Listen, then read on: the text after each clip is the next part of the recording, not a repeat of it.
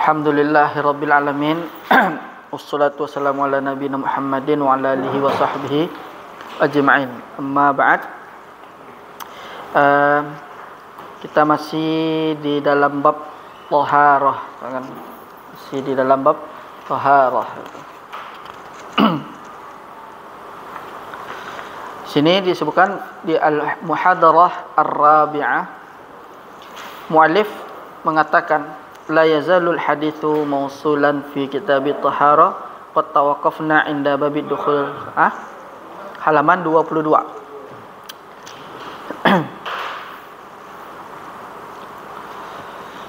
Jadi bilang muallif di sini kita masih di dalam hadis tentang bab tahara. Cuman pembahasannya di sini adalah la yazalul hadithu mausulan fi kitab at-tahara qad tawaqqafna 'inda babi dukhulil khala' wal istitabah. Jadi pembahasan sekarang adalah pembahasan taharah tapi berkaitan dengan WC atau kamar mandi katanya. Di sini al-khala' itu artinya adalah kamar mandi itu. Toilet bahasa kita itu. Dia berasal dari kalimat khulu. Khulu itu artinya kosong. Jadi dia adalah tempat yang kosong untuk melaksanakan qadul hajah. Itu nama al-khala. Itu. Kemudian di sini disebutkan wa mimma yu'khadhu 'ala al-musannifi fi hadzal kitabi annahu khalafa tariqatal fuqaha'i fi tartibil abwa. Di sini muallif kata pensyarah menyelisihi metode fuqaha dalam susunan bab-bab. Biasa kan enggak langsung masuk kepada bab tentang hamam, ya kan? Masih tentang wuduk misalnya kan? Masih tentang tata cara wuduk. Tapi di sini beliau langsung masuk kepada tempat. Fa inna ghalibal fuqaha'i yadhkuruna ahkamal istitabati qabla dzikrihim li sifatil wudu'. Kemudian biasanya para fuqaha itu selalu menyebutkan hukum istitabah. Jadi istitabah itu artinya adalah melakukan pensucian tuh. Istitabah berasal dari kata tabah, itu membersihkan itu. Qabla zikrihim li sifatil wudu'i wa furudihi.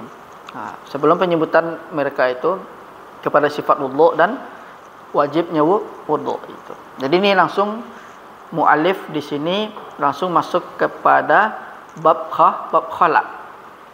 Seharusnya kan di bab tentang wudu', sifat wudu'. Tapi sifat wudu' kemarin kan sudah dibahas. Jadi beliau hanya mengambil beberapa hadis saja sebagai inti-inti syahidnya saja itu. Kemudian wa tartibul fuqaha'i la syakka annahu ansab. Dan urutan fuqaha itu tidak diragukan lagi bahwasanya dia paling cocok, lebih pas. Misalnya habis niat masuk taharah, kemudian setelah itu baru masuk kepada tartibul wudu'. Kemudian seharusnya sebelum tartibul wudu' itu juga harus dibahas bab khala' terlebih dahulu masuk itu gimana itu. Tapi di sini dalam hadis ini beliau mengemukakan bahwasanya beliau ini tidak tertib dalam susunan hadisnya. Wa dzalika li anal mar'a idza arada an yatawadda'a qad qada hajatahu. Oleh karena itu seseorang apabila ingin berwudu dan menunaikan hajatnya, fala yasihhu wudu'uhu illa an yusbaqa bis istinja'i aw istismari li izalatin najasah. Maka tidak sah wudu'nya kecuali diawali dengan beristinja, cebok kan, wastismar dengan batu untuk menghilangkan najis. Ini alasannya kenapa urutan hadisnya tertib itu. Jadi kita harus tahu dulu perkara-perkara yang ada di dalam toilet itu, dalam kamar mandi itu, atau perkara makan tempat itu. Baru kita setelah itu sifatul wudu itu. Tapi kalau kemarin muhadharah salisah itu langsung masuk kepada sifatul wudu itu. Kemudian diakhirkan tentang masalah khala itu kan. Kemudian di sini kita langsung saja wa dzakara fihi al-musannifu iddata ahadits. Nah, di sini para musannif itu penulis menyebutkan beberapa hadis. Awal hadhil hadisi hadis Anas bin Malik radhiyallahu anhu. Inna nabiyya sallallahu alaihi wasallam kana idza dakhala al-khala'a qala Allahumma inni a'udzubika minal khubuthi wal khaba'ith. Jadi ini adalah min babil adab. Adab masuk kamar mandi. Jadi Rasul SAW itu katanya baca doa Allahumma inni a'udzubika minal khubuthi wal khaba'ith. Jadi sebelum masuk khala diawali doa. Kemudian al-khabath jamak dari khabith wal khaba'ith jam'u khabithah.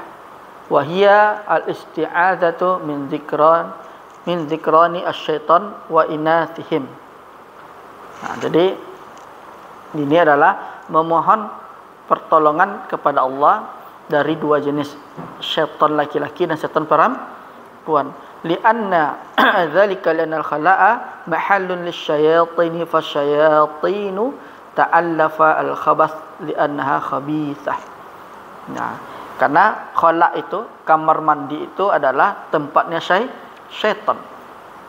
Dan syaitan itu dia terhimpun di dalamnya, dia ada khabath. Semacam najis dia. Karena dia khabithah. Karena dia khabithah itu kan satu yang jelek gitu. Perbuatan yang jelek itu.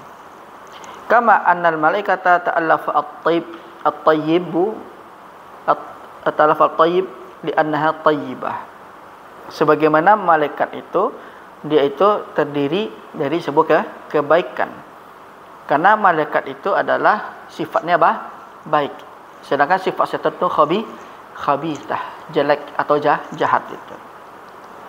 Fal insanu yanbaghi alaihi idza dakhala al-khala'a an yattabi'a sunnata an-nabiy sallallahu alaihi wasallam bi an yadhkura Allah azza wa jalla qabla dukhulih. Jadi seseorang itu sepatutnya apabila masuk ke dalam kamar mandi untuk mengikuti sunnah Nabi. Sunnahnya adalah menyebut nama Allah Subhanahu wa taala sebelum masuk ke toilet. Wa an yasta'idza billahi azza wa jalla minal khabathi wal khaba'ith. Dan memohon perlindungan kepada Allah dari jin laki-laki atau setan laki-laki atau setan perempuan itu. Nah, ini adalah min babil adab. Idza dakhala al-khala, Allahumma inni a'udzubika minal khubuthi wal khaba'ith. Berlindung dari setan laki-laki dan setan perempuan. Nah, tadi di sini menjelaskan bahwasanya tempatnya setan itu ada di WC itu. Kemudian wa minal fawaidi allati tustanbatu min hadzal hadis. Dan di antara faedah yang bisa diambil istinbatnya, diambil hukumnya dari hadis ini. Pertama, awalan istihbabu zikrillahi azza wa jalla wal isti'adzatu inda dukhulil khala. Mustahab hukumnya, dianjurkan menyebut nama Allah dan memohon perlindungan kepada Allah ketika masuk WC. Ini adalah faedah dari hadis idza dakhalal khala Allahumma inni a'udzubika minal khubuthi wal khaba'ith. Kemudian faedah kedua adalah anna Rasulullah SAW basyarun. Rasul itu manusia, la yamliku li nafsihi naf'an wala darra. Karena Rasul itu tidak memberikan manfaat dan tidak pula bisa memberikan bahaya. Karena beliau bashar, manusia. Li'annahu yasta'idzu billahi min syarril khabathi wal khaba'ith. Nah, karena itulah Nabi sallallahu alaihi wasallam memohon perlindungan kepada Allah dari keburukan syaitan syaitan laki-laki dan syaitan perempuan itu. Salisan, yang ketiga, kamalu tauhidi an-nabi sallallahu alaihi wasallam haitsu innahu lam yalja li ahadin illallahu azza wa jalla. Katanya, ketiga, kesempurnaan tauhid Nabi sallallahu alaihi wasallam. Dan Nabi sallallahu alaihi wasallam berlindung, tidaklah Nabi itu berlindung kepada seseorang pun kecuali hanya kepada Allah Subhanahu wa taala. Ini lujuk itu berlindung. Innama laji'a ilaihi subhanahu wa ta'ala. Sesungguhnya Nabi itu berlindung kepada Allah Subhanahu wa ta'ala. Faedah yang keempat, isbatu wujudi syaitan. Ini penetapan adanya syaitan. Jadi kalau ada orang mengatakan syaitan itu tidak ada, kalau orang mau diajak berdalil, pakai dalil ini, Allahumma inni a'udzubika minal khubuthi wal khaba'ith. Itu dalil menunjukkan adanya syaitan. Itu karena syaitan itu khabithah, jahat atau jelek atau buruk lah. Khamisan, umumu mulkillahi subhanahu wa ta'ala wa quwwatih.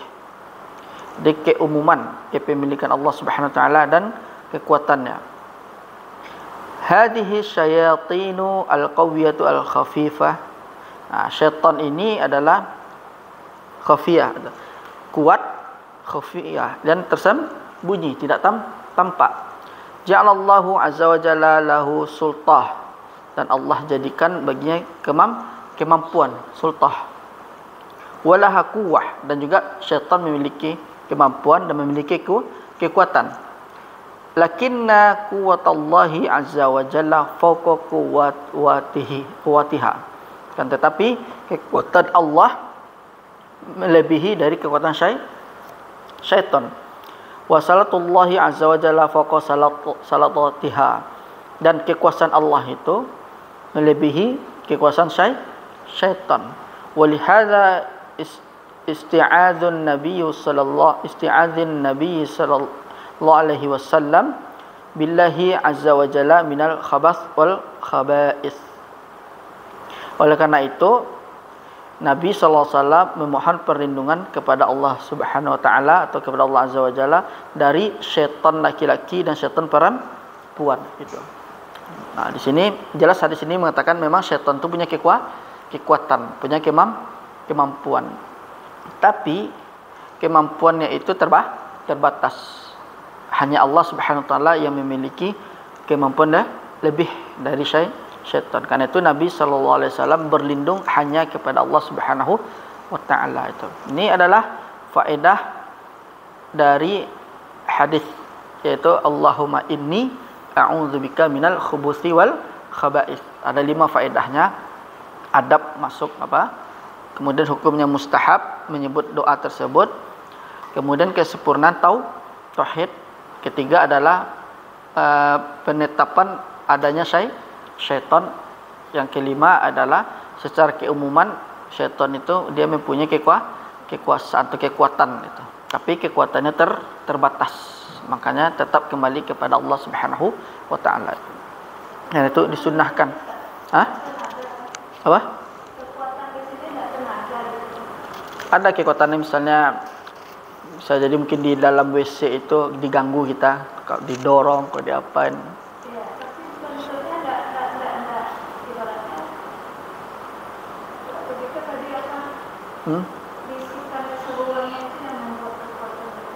Enggak, itu was-was.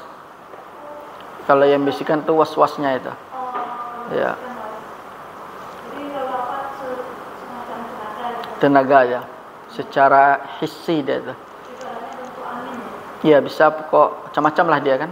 Makanya dia bisa nanti bisa mendorong benda-benda itu kan. Menjatuhkan. Itu. Karena itu dia diberikan kekuatan itu. Iya. Untuk sebagai apa kan? Ujian juga bagi kita itu. Ujian juga bagi kita itu. Bisa.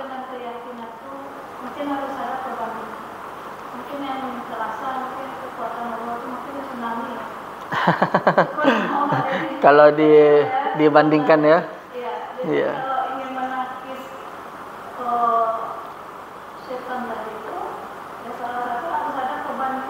dibandingkan dengan jadi kecil baru bentuk. Iya, dia ada kekuatan tapi tidak sebanding dengan kekuatan Allah Subhanahu wa taala.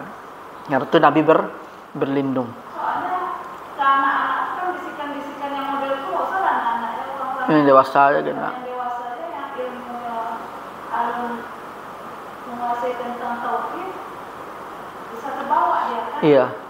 Was-wasnya itu sangat Bisikan mengerikan. yang terasa bisikannya kata lihat itu Nabi Adam tidak bisa bawa kulbi itu kan salah satu Iya. bisikan sebenarnya kan. Iya, dari tenaga dia kan itu. iya. Salah satunya itu dia. Dan juga dia memang punya kekuatan juga dia. Makanya dia bisa mendorong benda-benda terbang apa? Dia apa kemana? Ilmu silat kan ada dipakai itu. Ada yang bersekutu dengan jin. Kekuatannya juga campur dengan manusia gitu mungkin. Nah, Iya. biasanya kalau dari dia sendiri untuk melakukan semacam apa puasa untuk melakukan manusia rasanya nggak mungkin. Dia ada apa? Perjanjian mereka ini. Mungkin itu. Seperti apa kan? Dia bisa mengangkat ini seakan-akan dia padahal dia mengangkat itu saya syaitan karena kan dia gaib enggak kelihatan seperti ini diangkat sama dia kan. Karena syaitan itu punya kekuatan juga kan. Semacam magnet juga kesannya gitu. Iya. Mungkin Allah alam. Kemudian di sini tsumma intaqala musannifu, kemudian musannif berpindah kepada hadis yang lain. Nah, yubayyinu fihi baqiyatal adabi allati yanbaghi an takuna 'inda qada'il hajah. Nah, dia musannif sini menjelaskan yang tersisa dari adab-adab, yaitu adab qada'ul hajah. Fa dzakara haditsa Abi Ayyub Al-Ansari radhiyallahu anhu. Ini hadis berkaitan dengan adab masuk ke toilet. An Abi Ayyub Al-Ansari radhiyallahu anhu qala Rasulullah sallallahu alaihi wasallam, "Idza ataitum al-ghaita," apabila kalian mendatangi ghaid, apabila buang air lah. "Fala tastaqbilu al-qiblata bi ghaitin wala baulin wala tastadbiruha walakin syarriku aw garribu." Kalau kita misalnya mau buang air, maka jangan menghadap kiblat. Nah, begitu pula baik buang air besar maupun buang air kecil. Wala tastadbiruha, tidak boleh juga membelakanginya. Walakin syarriku aw garribu. Kalau syariku wa gharibu ni carilah ke mana-mana ya kan. Terus syariku wa gharibu. Cari tempat. Iya, cari timur atau barat. Pokoknya tidak menghadap kiblat. Ini min babil adab. Enggak boleh membelakang kecuali di situ kalau ada tembok. Jadi ini biasanya hadisnya ini di sahra, di padang pasir. Di pokok bukan padang pasir aja, tempat terbuka. Lapangan bola misalnya kan terbuka atau lapangan enggak ada pembatas. Kita tersasak langsung saya. Kecuali pembatas di dalam kamar mandi kita itu boleh misalnya. Ya, karena ada jidar kan. Ada dinding pembatas. Misalnya toilet nih arahnya ke sini misalnya kan. Ada ke sini. Kamar belakang kita tuh kan. Tapi ada dinding seperti ini, maka tidak mengapa dia itu.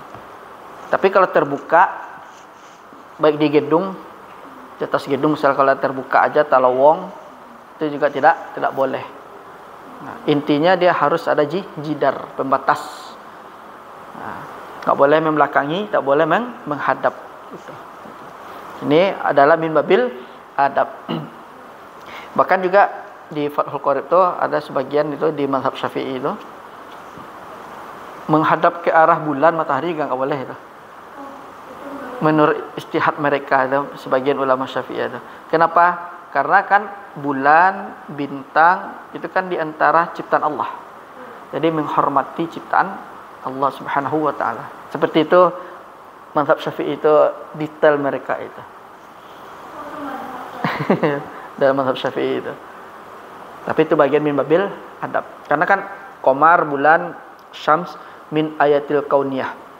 Di antara ayat kauniyah kan. Jadi menghormati ciptaan Allah Subhanahu wa taala itu. Seperti itu, masyaallah istihad mereka itu. Kemudian di sini disebutkan kata beliau bahwasanya ghaib itu adalah yaitu tergihwa al-makan al-mutmain al-munkhafid minal ardi. Di sini idza ataitum al-ghaita ayu idza aradtum an tadhhabu li makanil ghaid wa huwa al-makan mutmain al-munkhafid minal ard. Jadi asal kalimat ghaid itu adalah tempat terendah. Jadi ghaid itu bukan apa nama? Ciri lokotaran kan, tapi adalah menunjukkan tempat paling rendah. Kan orang kalau buang aja kan mencongkong ke bawah itu dinamakan ghaid. Makan munkhafid, tempat paling rendah itu. Maka disebut ghaid itu. Itu nama ghaid tadi. Kemudian di sini juga disebutkan fatahan Nabi sallallahu alaihi wasallam baban akhar, dan Nabi juga membuka bab yang lain juga. Wa hadza ma yanbaghi an yakuna alaihi ad-du'a idza aqlaqa baban lin-nasi fa alai an yaftaha lahum baban akhar. Jadi maksud dari hadis ini adalah kalau terkunci suatu pintu itu, maka nanti akan dibukakan pintu yang lain dengan doa tadi itu. Ini jadi ada korelasinya dari hadis yang pertama tadi. Allahumma inni a'udzubika minal khubuthi wal khaba'ith. Nah, dijelaskan lagi di bab yang lain bahwanya saya ini adalah tentang doa itu. Jadi kalau juga mau juga baca doa kalau setiap qadaul hajah kita baca doa tadi Allahumma inni a'udzubika minal khubuthi wal khaba'ith. Nah, kemudian yang hadis kedua ini sebenarnya adalah min babil adab. Tetap mau mengarah ke situ, ke sana, tetap sebelumnya diawali dengan doa tadi Allahumma inni a'udzubika minal khubuthi wal khaba'ith tadi itu. Kemudian di sini disebutkan qala ba'du halil ilmi. Di sini ada juga yang mengatakan ada yang menghadap kepada kiblat itu inna hadza khasun bi ahlil Madinah, yakni hadzal hukmu syarriku aw gharribu. Ya, karena orang ahlul Madinah kan dekat kiblat dengan Makkah gitu. Ya, maksudnya adalah hadzal hukma syarriku aw gharribu itu. Jadi pengkhususan untuk ahlul Madinah. Itu kan mungkin di daerah Madinah itu mungkin ada yang seakan-akan menghadap ke kiblat ya kan. Nah, tapi itu sudah terhitung kata sebagian ahlul ilmi itu dia bagian dari syarriku atau gharribu, bukan pada tempatnya itu, timur dan barat katanya kan. Nah, karena posisi Madinah tadi itu, maka dia tidak terhitung dalam membelakangi atau di depannya itu. Iya, karena kan jaraknya Madinah maka kan cuma 6 jam kan, cuma jauh itu kan. Nah, dan dia juga terhitung bagian dari syarriku wa gharribu, menjauh jaraknya kan. Itu dia. Innama huwa khasun bi ahlil Madinah. Karena khusus untuk ahlul Madinah saja itu. Nah, itulah di antara dari hikmah hadis yang tadi itu. Kemudian kita datang kepada minal fawaidi allati tustanbatu min hadzal hadithi. Apa faedah dari hadis ini? Awalan an-nahyu an istiqbalil qiblati aw istidbariha halu qada'il hajah. Larangan untuk menghadap ke kiblat dan membelakanginya dalam keadaan qada'ul hajah. Itu sudah pasti itu. Sudah pasti. Yang kedua, al-amru bil inhiraf 'anil qiblah fi hali qada'il hajah. Itu perintah berpaling dari kiblat pada saat qada'ul hajah. Kemudian Ini sebab kenapa dilarang lagi ta'zimul Ka'bati al-musyarrafah, pengagungan terhadap Ka'bah al-musyarrafah. Wahtiramuha wa hadhihi hikmatu an-nahi, dan menghormatinya, dan ini adalah hikmah pelarangan itu. Kata Nabi, jangan menghadap kepada kiblat atau membelakanginya. Di anna Nabiy sallallahu alaihi wasallam naha min ajli hadzal ta'zim. Sebab Nabi melarang ini adalah karena pengagungan. Itu. Rabi'an jawazu istiqbalis syamsi awil qamar. Bolehnya menghadap kepada matahari dan atau bulan. Ini kan dari mazhab Hambali kan. Di mazhab Syafi'i bagian dari ihtiram aja. Bi khilaf ba'dil ladzina qalu innahu la yajuz istiqbalus syamsi awil qamar. Ada yang berbeda sebagiannya. Mereka mengatakan tidak boleh menghadap kiblat, tidak boleh menghadap matahari dan bulan. Ini adalah mazhab Syafi'i, sebagian mazhab ulama Syafi'iyah.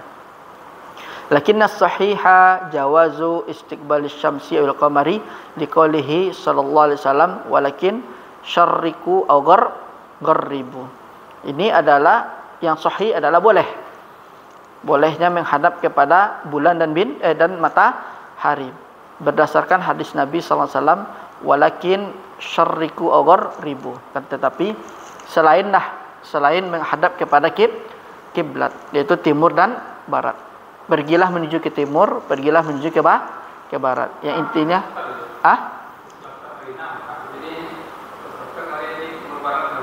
Iyanya terhitung timur dan barat. Oh ya, Madinah selatan di bawah Pak. Iya. Iya. Makanya dikhususkan itu. Iya. Makanya Ahlul Madinah itu dikhususkan ya kan. Ya posisinya ya di peta ya enggak salah ya, di bawah itu. Iya. Makkah agak katih enggak salah itu. Syariku ogor geribu. Karena kan dia tidak posisinya kan tidak menghadap itu. Iya. Karena dia tidak menghadap kan. Jadi orang Ahlul Madinah itu dimanapun posisinya dia terhitung syariku ogor geribu gitu. Kalau iya. Enggak nampak dah. Enggak. Iya. Kalau syariku goribu itu bisa juga diartikan ngalur ngidul orang ya. Jadi kalau iya tepuk tazinan. Iya. Jadi tidak tapek pada sasarannya itu. Nah, makanya Ahlul Madinah mau dimanapun dia bentuk apa? Bebas dia itu. Karena posisi Madinah tadi itu. Misalnya anggap Madinah nyobai si kau bang iya kan? Kau baras. Ini tidak akan kena ke Ka'bah arahnya itu kan? Karena terhitung syariku awgar geribu itu.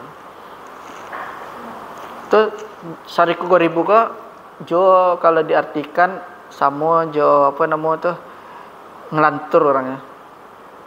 Misalnya fulan syariku wa goribu. Tidak tentu arah. Bisa. Misalnya kalau orang ngelantur ya kan. Namun kalau putar-putar saja. Itu orang Panyang. Antum seperti syariku wa goribu aja. Tak marah kau putar-putar saja. Itu bisa juga dalam ibarah bahasa Arab. Iya. Misalnya kalau kita melihat iya untuk arah ibarah bahasa Arabnya. Nampak kawan kan? Pak Jawa terputar, saya nak tentu kamera. Antum syariku goribu ada. Iya. Ngalur ngidul kata lo gitu orang Jawa. Ngalur ngidul. Nah, misalnya nampak orang kan, oh sama syariku goribu mah. Tibu siko, santai tibu siko.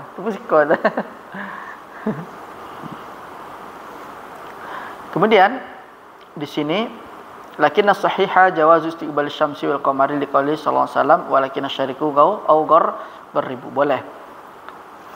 Fa idza syarqun fa muqtabalun lisyamsi. Makanya arah timur itu sebenarnya adalah menghadap ke matahari. Maka Nabi bilang syarriku aw gharribu. Kemudian wa idza gharbun kadzalika imman yakuna mustaqbalan aw mustadbiran lisyamsi awil qamar. Arah barat itu katanya adapun kemungkinan itu menghadap atau membelakangi matahari dan bulan. Jadi makanya Nabi SAW cari yang timur, cari yang barat itu supaya tidak kena kiblat. Nah, karena itu sampai terbit sama juga tempat arah posisi matahari dan bulan itu. Tapi di mazhab Syafi'i sebagian mereka bagian dari ihtiram ayatul kauniyah itu. Al-ayatul kauniyah itu. Ada yang melarang itu. Khamisan, annal insana idza ra'a min nafsihi annahu fa'ala fi'lan muqassiran fihi falyastaghfirlahi azza wa jalla. Maksudnya apabila manusia melihat pada dirinya melakukan perbuatan yang kurang, maksudnya bermaksiatlah, maka hendaklah beristighfar kepada Allah Subhanahu wa taala. Kama qala Abu Ayyub radhiyallahu anhu, nanharifu wa nastaghfirullah azza wa jalla wa hadza liyaghfirallahu azza wa jalla lahu hadza at-taqsir. Nah, jadi maksudnya adalah jadi gabungan dia dengan yang hadis yang pertama tadi itu. Jadi gabungannya kalau manusia itu merasa dirinya melakukan kemaksiatan kepada Allah, maka bersegeralah untuk beristighfar kepada Allah Subhanahu wa taala. Ini salah satu faedah dari hadis tadi. Yang keenam, wal akhirah anna hadzal haditsa am fi nahyi an istiqbal qiblat wa istiqbariha. Hadis ini mengandung keumuman itu dalam menghadap kiblat dan membelakanginya. Sama saja apakah dia di luar kana kharijal bunyan atau dakhilal bunyan. Sama aja dia di luar bangunan atau di dalam bangunan itu. Jadi hadisnya pelarangnya am yaitu. Kecuali dia ada jidar. Ada penghalang. Misalnya tetap saja kan ada bangunan itu kan yang belum jadi kan, atau yang bangunan terbengkalai itu kan paling tertutup itu. Biasanya kan itu masuk dakhilul bunyan di dalam atau di luar bunyan, di luar gedung itu. Tetap dia nanti kalau dia menghadap kiblat kena dia hadis yang ini dia itu. Tapi dengan syarat daji jidar. Misalnya kalau dia ada penghalang pembatas seperti ini, maka boleh menghadap arah kiblat, membelakangi teman menghadap, karena pembatas yang tidak boleh itu khala, kosong, bebas di sahra atau di tanah lapang atau di padang pasir itu. Kemudian selanjutnya kita datang kepada hadis yang lain. Hadisnya banyak dia. Wa hadhi mas'alatu khilafin baina ahli ilmi. Wa dzakara al-musannifu al-haditsa ats-tsalitsa. Ini hadis yang ketiga. Wa huwa hadis Abdullah bin Amr. Li yufarriqa baina mas'alati qada'il hajah da khilal bunyan. Ini dah perbedaan. Ada perselisihan antara para ulama. Permasalahan itu qadul hajah di dalam bangunan. Kemudian wa mas'alati qada'il haja kharijal bunyan. Nah, di sini yang dibahas yaitu bagaimana hukumnya qadul haja di dalam gedung bangunan atau di luar bangunan. Nah, ini dalilnya. Faqala an Abdullah bin Umar bin Al-Khattab radhiyallahu anhuma qala. Apa tu? Raqitu yauman ala baiti Hafsah. Oh, rakik apa? Ini rakik tu ni. Rakik tu kan? Raqaitu yauman ala bait membaca. Ya rakik tu apa ini? 6. Ala baiti Hafsah faraitu an-nabiy sallallahu alaihi wasallam yaqdi hajatahu muqtabila syami wa mustabira al-Ka'bah. Ini karena posisi Nabi ketika itu Abdullah bin Umar itu sedang berada di rumah Hafsah. Itu. Ya, Roki itu kan, Rokia, membaca. Ya, bisa membaca, bisa menaiki atau datang ke rumahnya Hafsah. Karena Hafsah adalah istri Nabi sallallahu alaihi wasallam. Lalu Abdullah bin Umar melihat Nabi sallallahu alaihi wasallam ketika qadul hajah sedang menghadap Syam dan membelakangi Ka'bah. Itu yang dimaksud dakhilul bunyan. Jadi kan di dalam rumah kan. Nah, dari hadis ini menjelaskan Rasul berada di dalam rumah, dilihat oleh Abdullah bin Umar, Rasul ketika buang hajat itu sedang membelakangi kiblat dan mengarah kepada daerah negeri Syam. Nah, ini dalil yang mengatakan Rasul dulu pernah membelakangi Ka'bah dalam bangunan kan. Nah, ini hadis yang pertamanya ini. Kemudian hadis berikutnya, ada orang menunaikan haji katanya kan, ketika kita sudah selesai melakukan tawaf, keluar dari Ka'bah itu nggak boleh membelakangnya gitu. Ada itu benar? Ada nggak? Selesai dari tawaf. Iya, sudah tahu kan? Iya. Daerah Ka'bah itu, kan kita keluar. Ya. Katanya nggak boleh membelakangi itu. Jalannya membelakangi apa? Kita mengarah ke sa'i kan? Ke sa'i kan? Iya.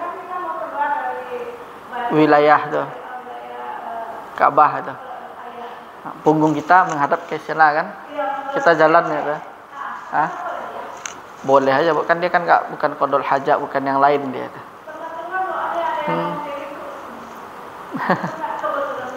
Iya. Kalau itu dia bisa jadi babul ihtiram dia.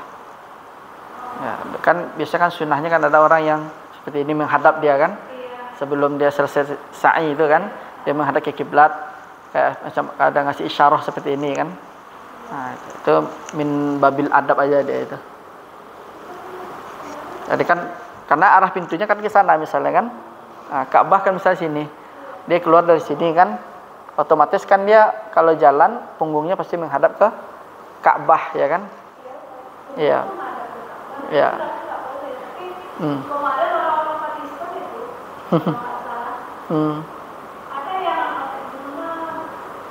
hukumnya adanya. soalnya pernah pakai gitu juga.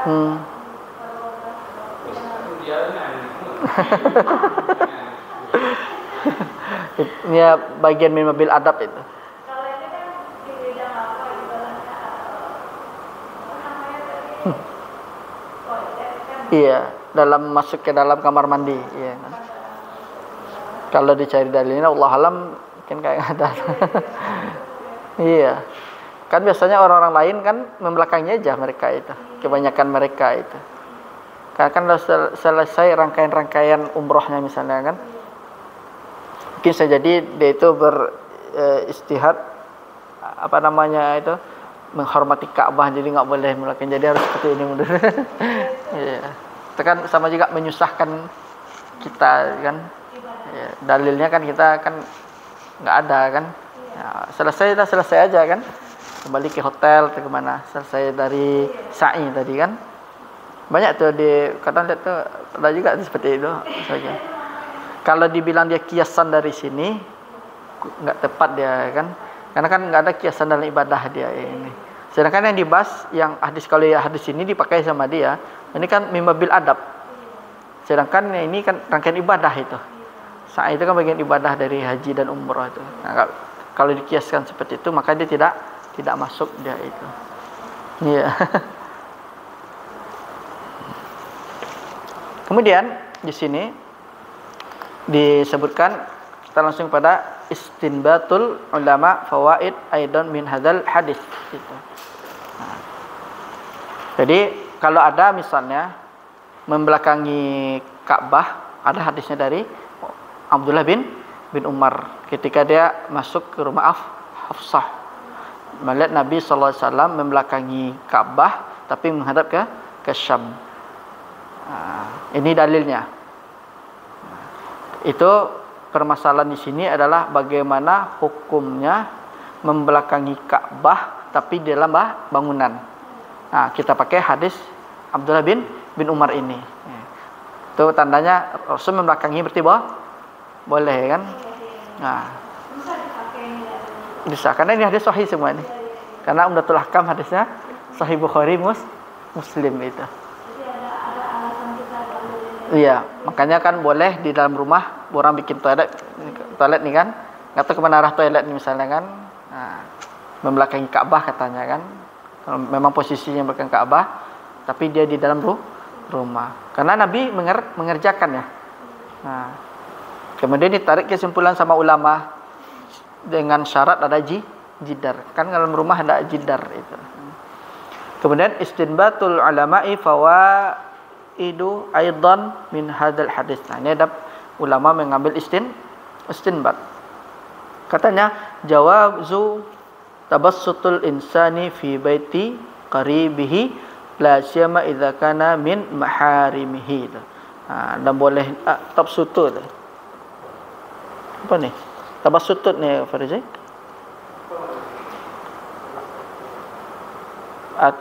Apa mengunjungi. Boleh dia mengunjungi rumah kerabatnya tuh. Iya, basatta menghampar kan. Jadi mengunjungi. Ya tabassut di apa ya? Kalimatnya? Jaleh sinan. Ya tabassut kan?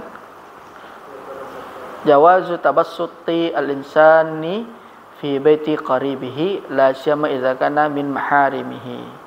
Bolehnya dia tabassut itu kan melapangkan. Iya, boleh dia. Fi baiti qaribihi di rumah atau di rumah kerabatnya, khususnya apabila itu mahramnya itu. Liqali Abdullah bin Umar raqaitu yauman ala baiti Hafsah radhiyallahu anha, karena Hafsah anak Umar bin Khattab, Abdullah juga anak Umar bin Khattab. Itu. Berarti mereka ini kan adik kakak itu, bersaudara. Maka boleh dia mengunjungi karena dia adik kakak kan. Wa Hafsah hiya ukhtu Abdullah bin Umar wa hiya zaujun Nabi sallallahu alaihi wasallam. Ini dalilnya. Misalnya antum kalau adik antum nikah, antum boleh datang ke rumahnya kan. Atau misalnya dia enggak pakai jilbab apa kan ibaratkan apa itu kan sudah mahram antum kan. Misal kayak si Nadra antum datang ke rumahnya kan. Itu kan enggak masalah itu kan. Nah, makanya dalilnya ini. Berarti dari sekian banyak dari satu hadis ini banyak faedah. Boleh kita berkunjung ke rumah saudara kita yang mahram kita kan. Nah, meskipun di sana ada waktu itu Abdullah bin Umar, karena di sana ada Nabi sallallahu alaihi wasallam. Ya karena apa namanya tuh? Adik kakak orang ini kan berdua itu, bersaudara mereka ini kan. Nah, makanya enggak perlu minta izin dia kan. Kemudian as-tsaniyah anna buyut azwajin Nabi sallallahu alaihi wasallam milkun lahunna. Nah, karena di sini faedahnya adalah istri-istri Nabi itu rumah-rumahnya istri Nabi adalah milik mereka. Walidha wadzalika li'annahu adhafal al-baita ila Hafsah. Oleh karena itu disandarkan rumah itu kepada rumah Hafsah. Jadi maksudnya adalah setiap rumah istri-istri Nabi itu milik istri Nabi. Bukan milik Nabi aja, tapi milik istrinya masing-masing itu. Makanya Abdullah bin Umar bisa masuk ke rumah Hafsah tadi karena sudah hak milik Hafsah itu. Dalilnya adalah raqaitu yauman ala baiti Hafsah. Aku berkunjung, aku datang ke rumahnya Hafsah itu. Nah, makanya leluasa bebas Abdullah bin Umar karena mereka bersaudara. Yang kedua, Hafsah setiap istri-istri Nabi itu memiliki rumah masing-masing. Itu sudah hak milik mereka semua itu. Kan jadi bebas. Wallahu azza wa jalla qala fi masailit talaq. Nah, dan di sini juga diambil masalah talak. La tukhrijuhunna min buyutihinna illa wa la yakhrujna. Fanusiba al-buyut fanasbul buyuti ilan nisa itu. Dan dalilnya adalah surat dalam permasalahan talak, la tukhrijuhunna, janganlah kalian mengeluarkan mereka dari rumah-rumah mereka kecuali mereka itu sendiri keluar itu. Jadi itu menandakan rumah itu milik pemiliknya adalah perempuan. Selagi dia masih statusnya di sana, jangan disuruh keluar. Kecuali dia itu keluar sendiri. Maksudnya sudah telah dicerai itu.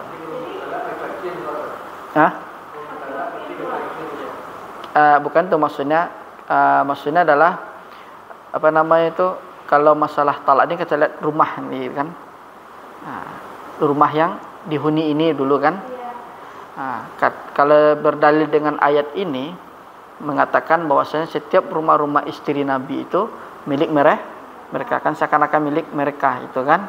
Kalau mereka masih status itu, berarti itu hak milik mereka. Nah, adapun cerai keluar itu nanti kesepakatan. Apakah rumah tadi itu atas nama siapa? Ya kan? Nah, janganlah mereka itu keluar dari rumah tersebut kecuali mereka wala yakhrujna, tidak boleh pula mereka keluar dari rumah tersebut kecuali ada penyebabnya, itu talak tadi. Jadi si istri bisa jadi dia bisa keluar dari rumah suaminya. Iya. Atau bisa rumah itu milik berdua. Itu dimusyawarahkan mau dijual atau gimana itu nantinya itu. Jadi pada dasarnya itu kita tidak boleh mengusir istri-istri kita karena dia punya hak milik di rumah tersebut itu. Iya. Nah, kalau misalnya suaminya punya rumah itu, kalau sudah sebabnya talak tadi, maka si istri boleh keluar dia itu. Nah, tapi pada dasarnya wanita itu adalah penghuni rumah tersebut. Maka di sini kata Allah, la tukhrijuhunna, jangan kalian mengeluarkan mereka, kan? Ini kan berarti menunjukkan rumah itu milik dia itu kan. Min buyutihinna, dari rumah-rumah mereka. Wala yakhrujna, tidak boleh pula si wanita ini keluar dari rumahnya itu kecuali ada sebab. Kalau sudah kena talak, ya kan? Berarti kan mereka sudah terpisah. Sudah berpisah, ya si istri tidak lagi punya hak milik. Atau tergantung rumah ini kalau misal dibeli berdua mau diapain? Ya kan? Misalnya dimusyawarahkan mau dijual atau gimana? Kan karena si istri sudah tidak punya hak milik lagi kan? Karena disebabkan talak tadi itu. Sudah berpisah atau bercerai. Kecuali rumah itu punya si istri kan, yang suaminya numpang di sana. Yang ya laki-lakinya harus keluar. Jadi pada dasarnya inilah dasar pendalilan wanita itu pemilik rumah. Mereka tidak boleh diusir, tidak boleh mereka keluar dari rumah tersebut itu, kecuali kalau kena talak. Iya, kalau talak satu, iya. Nah, kalau sampai iddah dia nanti nikah lagi dia tuh. Nikah ulang lagi kalau pengen rujuk dia.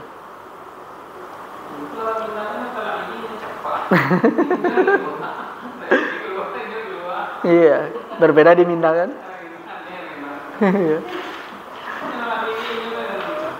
Iya, kan ibaratnya laki-laki itu abu apa?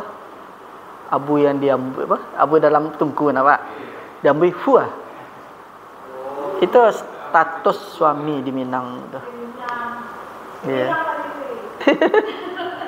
Kalau dalam syariat enggak. Kalau dalam syariat enggak ada kan. Nanti kan dia musyawarah lagi mereka kan. Kalau tolak satu, takutnya dia nanti kalau masih ada rasa sayang, masih cinta kan. Nah, mungkin dia pisah apa nama tuh? Kamar aja kan. Nah, kalau sebelum iddah kan. Sebelum selesai 3 apa. Tapi kalau sebelum itu dia boleh kembali lagi tapi tanpa menikah boleh. Nikah ulang. Tapi kalau sudah selesai masa apanya itu, nikah ulang dia lagi itu kan. Tapi kalau sebelum selesai masa iddahnya itu, dia masih masa iddah, itu paling dengan cara ya ucapan ya. Misalnya, wahai istriku, mungkin kita balik lagi kan. Atau diajak makan malam romantis dia. Kalau enggak ada memang berpisah. Iya. Memang satu rumah apa kata suaminya? Ini untuk menjaga aku anak-anak dia gitu. Iya, karena dia masih talak satu kan. Masih talak 1 dia. Talak, kalau talak 3 yo. Iya. Itu agak lain itu. Iya. Tapi kalau talak 1, iya. Kalau talak 1 dia karena kemungkinan bisa kembali. Makanya namanya tolak raj'i namanya. Karena talak yang mungkin kembali. Ada tolak bain namanya. Bain tu jelas sudah selesai. Itu tolak 3 itu. Nah. Enggak bisa. Enggak bisa lagi. Kalau ada kayak gitu kalau menyalahi syariat. Iya. Karena dia udah enggak apalagi kan. Syaratnya harus nikah lagi kedua-duanya kan dengan yang lain. Nak boleh lo syarat lah nikah sebentar untuk balik ke sekolah tu nak boleh. Itu nikah muhalal nama tu, haram dia nama tu.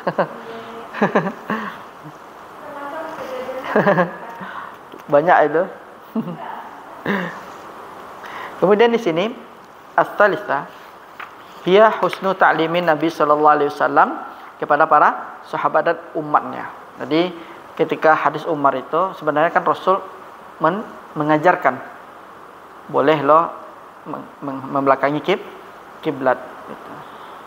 Walidzalika li'annahu lama dzakara al-mamnu'a lam yatruk al-amra mutlaqan innama dzakara al-jaiz ba'dahu. Maka sesungguhnya tak kala disebutkan pelarangan dan tidak meninggalkan perkara tersebut mu'allaq atau mughallaq. Mughallaq. Apa nama itu? Menutup sesungguhnya dia hanya menyebutkan dari sisi jaiz saja dia. Jadi Nabi SAW kalau menyebutkan dilarang tapi tidak meninggalkan perkara tersebut. Itu kan di hadis yang pertama kan Nabi melarang ya kan? Enggak boleh menghadap kiblat ya kan? Tapi di hadis yang lain Nabi pernah dilihat oleh Abdullah bin Umar membelakangi kiblat ya kan? Nah, ini kan dua gabungan ini. Ada larangan tapi tidak di apa nama itu? Yang satu dilarang tapi Nabi tidak meninggalkan. Hukumnya jaiz. Jadi seperti itu menggabungkan dua hadis tadi. Yang pertama larangan tapi yang satu Nabi mengerjakannya, tidak meninggalkannya itu. Seakan-akan dia kan kontradiksi dua hadis ini. Kemudian ditariklah hukumnya, berarti hukumnya itu jaiz, boleh. Bolehnya menghadap membelakangi kiblat tadi itu. Meskipun di awal Nabi melarang, tapi Nabi mengerjakan ya kan? Berarti itu adalah menandakan bahwasanya diperbolehkan. Hukumnya jaiz. Boleh menghadap kiblat kalau berada di dalam bangunan atau dalam rumah maksudnya. Dakhilul bunyan atau di dalam rumah itu. Kemudian ar-rabi'ah al-istidlalu bi fi'li Nabi sallallahu alaihi wasallam di annahu min sunnanihi. Berdalil dengan perbuatan Nabi sallallahu alaihi wasallam karena itu adalah di antara sunnah. Jadi bukan hanya dari qaul Nabi aja, tapi dari perbuatan Nabi juga bagian dari sunnah. Min sunanin Nabi sallallahu alaihi wasallam wa sunnatin Nabi sallallahu alaihi wasallam imma qauliyah wa imma fi'liyah wa imma taqririyah. Nah, jadi kan tadi Nabi juga menghadap kiblat, membelakangi kiblat. Yang satu melarang.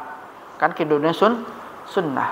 Nah, karena sunnah Nabi itu qauliyah, fi'liyah atau taqririyah, diamnya Nabi sallallahu alaihi wasallam. Nah, jadi kedua-duanya boleh kita menghadap membelakangi kiblat dakhilul bunyan. Nah, tapi dia tadi kan ada ditutup dengan satir, ada pembatas jidar dia gitu.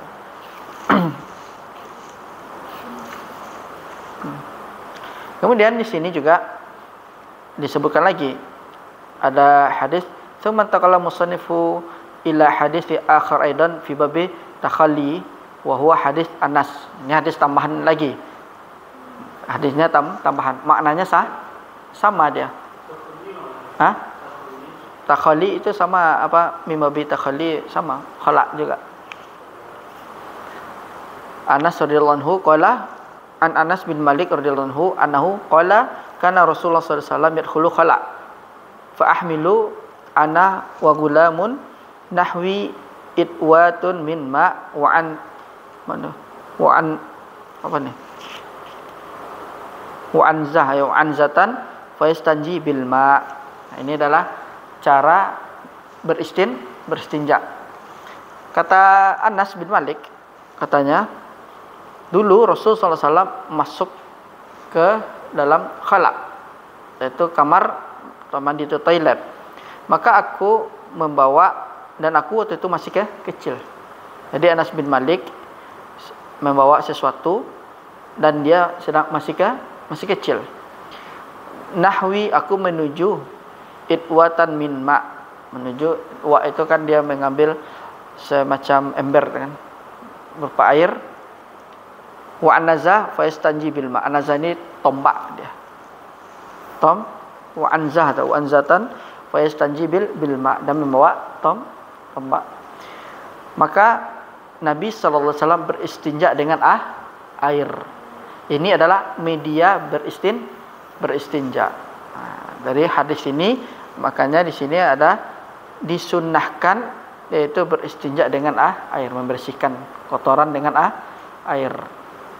Kalau yang tadi kan tata cara, yang sekarang media membersihkan. Media membersihkan apa namanya itu? Ghaid tadi. Itu Nabi sallallahu alaihi wasallam cara bertaharonya menggunakan air. Nah, ini hadis yang kita bahas sekarang ini adalah hadis tentang cara menghilangkan ghaid. Kalau ketika kita qadul hajah, apa media yang kita pakai? Yaitu Nabi menggunakan, yaitu apa namanya? Air, tombak dia. Tombak. Ya, jadi itu sebagai pembatas saja, tombak ditaruh itu. Jadi iya, jadi menandakan ada orang sedang buang hajat itu. Nah, ini hadis ini adalah cara beristinja dengan air. Jadi membersihkan kotoran itu dengan air. Karena hadis dari Anas bin Malik. Kemudian wahuda istanbata al-ulama'u aidan fawaida min hadzal hadis. Katanya al-ula jawabu istikhdami al-ahrar li anna anasan wa gulam kana hurrain. Jadi bolehnya menggunakan al-ahrar, itu semacam tombak tadi. Li anna anasan wa gulam kana hurrain.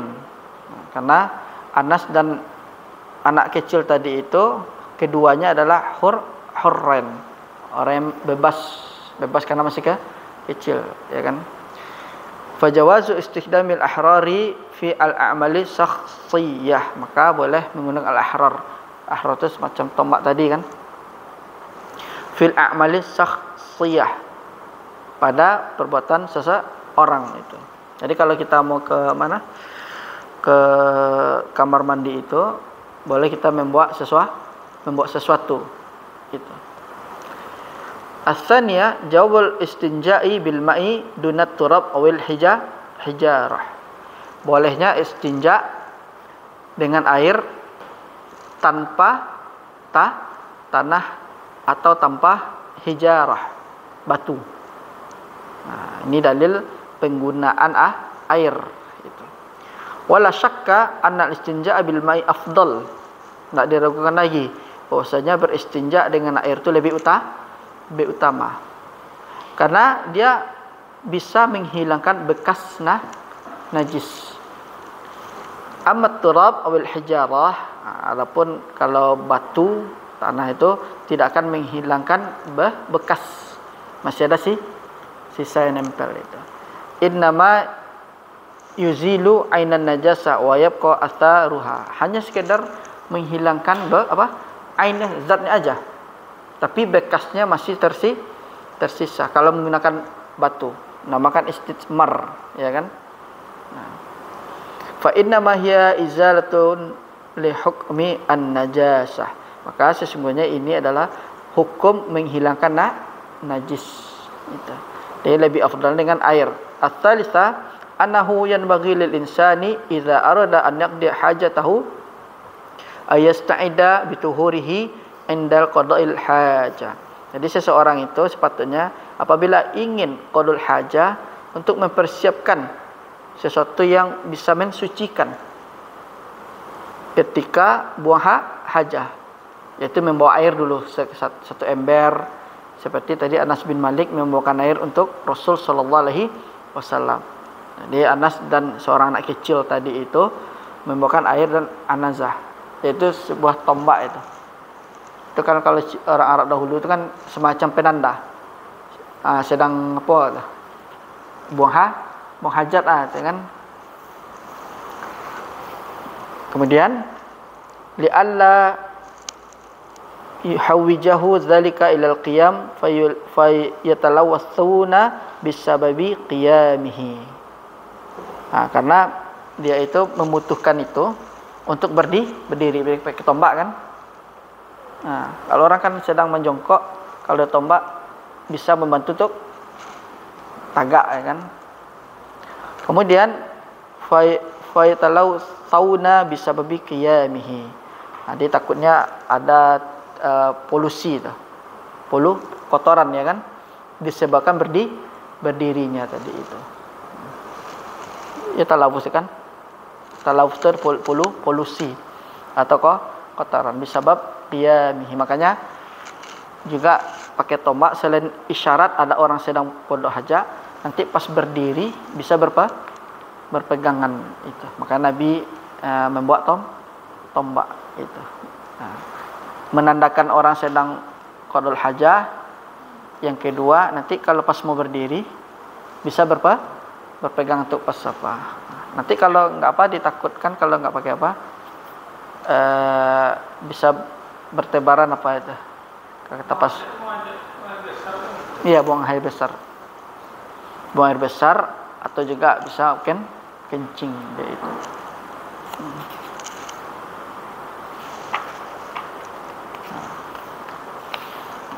Dan hadis yang lainnya sama, hadis yang serupa.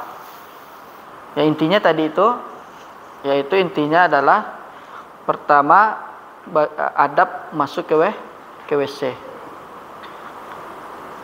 Yang kedua adalah bagaimana tata caranya, apakah menghadap kiblat atau membelakanginya. Tempatnya gimana? Apakah di dalam bangunan atau di luar bangunan? Kemudian hadis yang tadi itu juga menjelaskan bahwasanya Nabi SAW pernah membelakangi Ka'bah. Kemudian hadis yang lain yaitu media untuk membersihkan setelah qadul hajah, yaitu dengan air. Itu aja ada. Yang sisa hadisnya ini adalah tambahan dia, penunjang hadis yang sebelumnya ini. Itu dia. Kalau hadis ahkam seperti itu dia banyak, intinya berputar sana dia nanti itu.